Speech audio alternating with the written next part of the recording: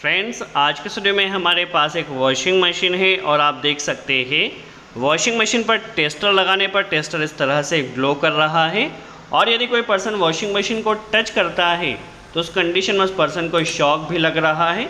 देखिए, washing machine में कहीं पर भी आप टेस्टर लगा रहे हैं तो प्रैक्टिकली आप देख सकते हैं वॉशिंग मशीन में करंट आ रहा है। तो यदि आपके पास भी कोई वॉशिंग मशीन है और उसमें इस तरह से करंट की समस्या आ रही है तो उसे किस तरह से रिपेयर किया जा सकता है और करंट आने के पीछे क्या क्या रीज़न्स होते हैं समझ लेते हैं। सबसे पहले देखिए, हमने यहाँ पर स्पिन मोटर को रन किया है। पहला रीज़न क्या होता है, यदि हमारी कोई मोटर बॉडी हो जाती है तो उस कंडीशन में इस तरह से करंट मारेगी हमारी मोटर। बट आप देख सकते हैं हमारी स्पिन मोटर एकदम परफेक्टली वर्क कर रही है। ठीक है, हमारी मोटर बॉडी नहीं हुई है, मोटर की कोई समस्या नहीं है। ठीक है, देखिए मोटर एकदम परफेक्टली वर्क कर रही है। वॉश मोटर भी चेक कर लेते हैं तो वॉश मोटर भी हमारी घूम रही है। तो वॉशिंग मशीन का करंट मारने के पीछे पहला रीज़न रहता है कि मोटर यदि हमारी बॉडी हो जाएगी तो उस कंडीशन में वॉशिंग मशीन करंट मारेगी। दूसरा रीज़न ये है, यहाँ पर आप प्लग में देखिए, यहाँ पर देखिए लाइन इस तरफ दिया जाता है, न्यूट्रल इस तरफ।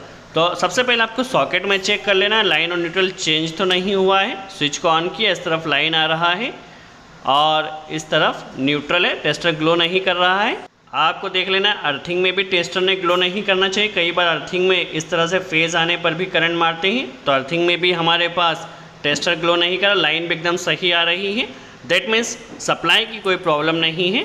अभी हम क्या करते हैं, इसके फ्रंट कवर को ओपन करते हैं। देखिए इस तरह से दो स्क्रू पीछे से हमने ओपन किए। अब वाटर ड्रेन के लिए इस तरह से पीछे की तरफ देखिए मैनुअली यहाँ पर ड्रेनेज के लिए इस तरह से लॉक होता है, तो इसे हमें ओपन कर देना है। देखिए इस तरह से, ताकि फ्रंट कवर हमारा रिमूव हो सके।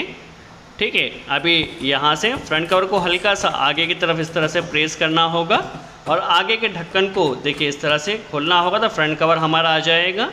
यहाँ पर हमें चेक कर लेना कोई वायर तो हमारा कटा हुआ नहीं है और यहाँ पर पानी तो नहीं आया है। देखिए यहाँ पर काफ़ी डस्ट जमी है और गीला भी है ये। तो कई बार क्या होता है, यदि यहाँ पर पानी आएगा तो उस कंडीशन में भी लीकेजिंग के चलते आपकी वॉशिंग मशीन करंट मारेगी। तो यहाँ पर काफ़ी ज़्यादा पानी जमा हुआ है और जो स्विच लगा होता है, देखिए यहाँ पर जो स्पिन सेक्शन को कंट्रोल करने के लिए जो स्विच होता है, इस स्विच में भी काफ़ी ज़्यादा पानी जा चुका है। तो इसे पहले हम ओपन कर देखिए यहाँ पर इसे क्लीन कर लेते हैं। देखिए ये कार्बनाइज भी हुआ है तो इसे हम क्लीन कर लेते हैं। क्या होता है, यदि यहाँ पर पानी आएगा तो लीकेजिंग के चलते आपको वहाँ पर शॉक लग सकता है। तो यहाँ पर काफ़ी ज़्यादा डस्ट जम रही है और पानी भी काफ़ी ज़्यादा आया है। तो यहाँ पर हमें चेक कर लेना है और अच्छे से इस सेक्शन को क्लीन कर देना है। ठीक है, अभी यहाँ पर कोई प्रॉब्लम नहीं है, बट कई बार यहाँ पर पानी के चलते आपकी वॉशिंग मशीन करंट मारती है। तो यहाँ पर हमें पहले क्लीन कर लेना है। पहला रीज़न हमने क्या देखा था, यदि मोटर आपकी जली हुई होगी, बॉडी होगी तो करंट मारेगा।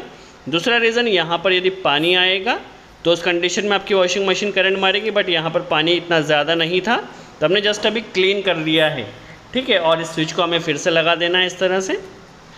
ठीक है, अभी स्विच को लगा दिया है, यहाँ पर भी कोई प्रॉब्लम हमें नहीं मिली है। ठीक है, अभी देखिए डोर स्विच को हमने अच्छे से फिट कर दिया है। टाइमर को चेक कर लेना है। टाइमर यही, यदि टाइमर में पानी गया होगा या टाइमर हमारा डैमेज होगा तो टाइमर के चलते भी आपकी वॉशिंग मशीन करंट मार सकती है। तो टाइमर को भी हम चेक कर लेते हैं। ठीक है, हल्का सा इस लॉक को आपको प्रेस कर निकालना होगा। देखिए इस तरह से, देखिए हल्का सा प्रेस कर निकाला। टाइमर में भी कोई प्रॉब्लम नहीं, टाइमर भी कहीं से कटा नहीं है, कोई डैमेज नहीं। कई बार चूहे क्या होते हैं, वायर कटिंग कर देते हैं, तो वायर की भी कोई प्रॉब्लम नहीं है। ठीक है, टाइमर का भी कोई इशू नहीं है, पानी भी नहीं गया है, फिर भी हमारी वॉशिंग मशीन करंट मार रही है। चलिए इस फ्रंट कवर को हम अच्छे से पहले लगा लेते हैं। हम हर एक प्रॉब्लम को इस वीडियो में समझेंगे। ठीक है, देखिए इस तरह से अभी हम चेक करते हैं हमारी प्रॉब्लम सॉल्व हुई है या नहीं। ठीक है, स्पिन मोटर को हमने रन किया। देखिए दोस्तों, टेस्टर अभी भी हमारा ग्लो कर रहा है।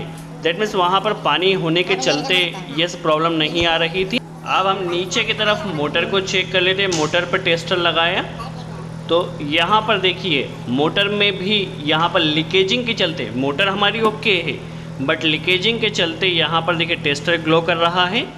ठीक है, अभी इसे भी हम अच्छे से चेक करेंगे क्या प्रॉब्लम है, मोटर पे लीकेजिंग क्यों आ रही है। तो इसके लिए हमें सप्लाई को चेक करना। देखिए मोटर हमारी परफेक्टली वर्क कर रही है। अभी हम यहाँ पर इस मोटर को भी चेक कर लेते हैं।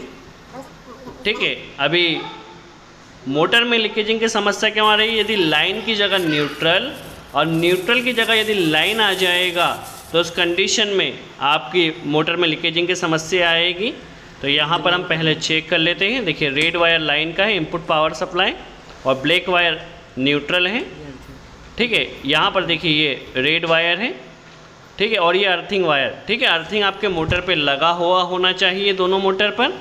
ये फेज़ वायर है, फेज़ वायर यहाँ पर येलो वायर्स में आया है सभी, ठीक है। देखिए फेज़ वायर फ्यूज़ के थ्रू यहाँ पर आया है इन येलो वायर्स में, और यहाँ पर ये न्यूट्रल वायर यहाँ पर ब्लैक वायर्स में आया है, ठीक है। अभी क्या, हमारे पास अर्थिंग को भी चेक कर लेना है। अभी हम क्या करते हैं, सबसे पहले लाइन की जगह न्यूट्रल और न्यूट्रल की जगह लाइन लगाते हैं। क्या होता है, जो न्यूट्रल वायर होता है वो डायरेक्टली दिया हुआ होता है और फेज़ वायर को कंट्रोल किया जाता है। यदि लाइन वायर आपका डायरेक्ट दिया हुआ होगा गलती से, तो वहाँ पर आपको लीकेजिंग की समस्या, करंट की समस्या आएगी। तो यहाँ पर देखिए अभी हमने क्या किया है, लाइन को ब्लैक के साथ कर दिया है और न्यूट्रल को येलो के साथ कर देना है, ठीक है। क्या होता है, न्यूट्रल को हम डायरेक्टली देते हैं और लाइन को कंट्रोल करते हैं। बट यदि वायर चेंज हुआ होगा तो इस तरह से देखिए लाइन वायर आपका डायरेक्ट जा रहा होगा, जिसके चलते आपकी मोटर करंट मारेगी, ठीक है। अभी हमने क्या किया, लाइन को चेंज कर दिया और न्यूट्रल को चेंज कर दिया है। और अब हम चेक कर लेते हैं वॉशिंग मशीन में जो करंट की समस्या आ रही थी वो ठीक हुई है या नहीं। यदि लाइन की जगह न्यूट्रल और न्यूट्रल की जगह लाइन जाएगा तो उस कंडीशन में भी आपकी वॉशिंग मशीन करंट मारेगी। सबसे पहले ये प्रॉब्लम सॉकेट से आ सकती, जहाँ पर प्लग लगता है तो वहाँ पर ओके थी। अब यहाँ पर वायर हमने चेंज कर दिया है, स्पिन मोटर को रन किया।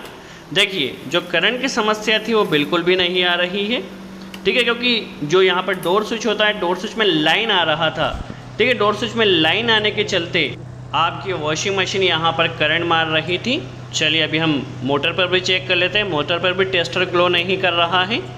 हुआ क्या था, जो लाइन थी वो डायरेक्ट जा रही थी और न्यूट्रल कंट्रोल होकर आ रहा था, ठीक है। उसके चलते आपकी वॉशिंग मशीन यहाँ पर करंट मार रही थी। हमने क्या किया, लाइन को चेंज कर दिया है और यहाँ पे डोर स्विच में लाइन डायरेक्ट आ चुका था, क्योंकि नॉर्मली डोर स्विच में हम न्यूट्रल कंट्रोल करते हैं और यहाँ पर लाइन आने के चलते यहाँ आपका करंट आ रहा। और इसके अलावा देखिए इस वॉशिंग मशीन में अर्थिंग वायर भी अभी नहीं है, अर्थिंग वायर कट है। तो अर्थिंग वायर के कट होने के चलते भी आपकी वॉशिंग मशीन करंट मार रही थी। तो लाइन और न्यूट्रल चेंज हो गया था, जिसके चलते आपकी वॉशिंग मशीन करंट मार रही थी। तो आई होप आपको यहाँ कॉन्सेप्ट क्लियर हुआ है, वॉशिंग मशीन करंट किस तरह रिपेयर की